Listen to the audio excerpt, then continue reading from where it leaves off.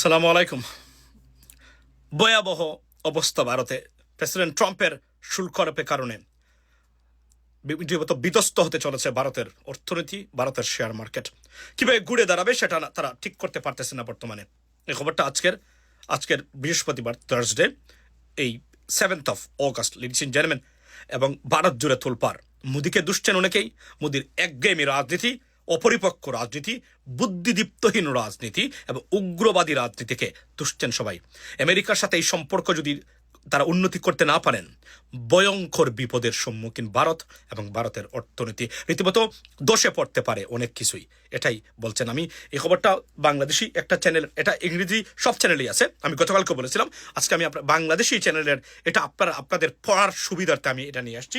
পড়েন। ট্রাম্পের দ্বিগুণ শুল্কে দোষে পড়ো ভারতীয় শেয়ার মার্কেট। এটা গতকালকে আমি বলেছিলাম আমার লাইভে। আজকের পরিস্থিতি আপনারা দেখেছেন, পরিস্থিতি আরো ভয়াবহ।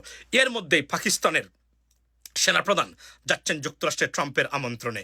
এটা আরও একটা গন্ডগোল পাকিয়ে দিয়েছে ভারতের ভিতরে, এবং ভারত রীতিমতো নড়েচড়ে বসেছে এবং ক্ষুব্ধ প্রতিক্রিয়া ব্যক্ত করেছে। এবং বিজেপির এক নেতা এবং বলেছেন যে কত দানে কত চাল আমেরিকাকে বুঝিয়ে দিবেন, প্রেসিডেন্ট ট্রাম্পকে বুঝিয়ে দিবেন। কিন্তু ঘটনাটা হচ্ছে তার উল্টো। ভারত বুঝে যাচ্ছে কত দানে কত চাল যুক্তরাষ্ট্রের সাথে বা ট্রাম্পের সাথে খেলা। এই খেলার পরিণতি কোন জায়গাতে যাবে recent general we don't even know that. But এটা দুঃখজনক যে ভারতের মতো এই এত গরিব একটা দেশ, যে দেশ এত মানুষকে তারা খাওয়াবে, সেই দেশের অর্থনৈতিক অবস্থা ভয়ঙ্কর আকার ধারণ করেছে। ট্রাম্পের সাথে বসার জন্য মরিয়া প্রেশার ক্রিয়েট করা হচ্ছে মোদির উপরে। যে কোনভাবে হোক, হাতে পায়ে ধরে হলেও যুক্তরাষ্ট্রের সে সম্পর্ক উন্নতি করতে হবে, না হলে মস্ত বড় বিপদগ্রস্ত হতে পারে। যুক্তরাষ্ট্রের ভিতর থেকে আরো বড় খবর আসছে, সেটা হচ্ছে H-1B ভিসা যারা ভারতীয়রা আছেন তারও হয়তো এক্সটেনশন না করার সুযোগ দেওয়া হতে পারে ভিতর থেকে।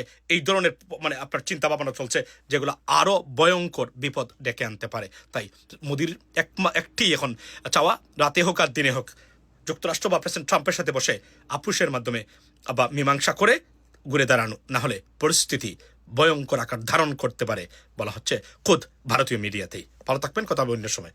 আসসালামু আলাইকুম।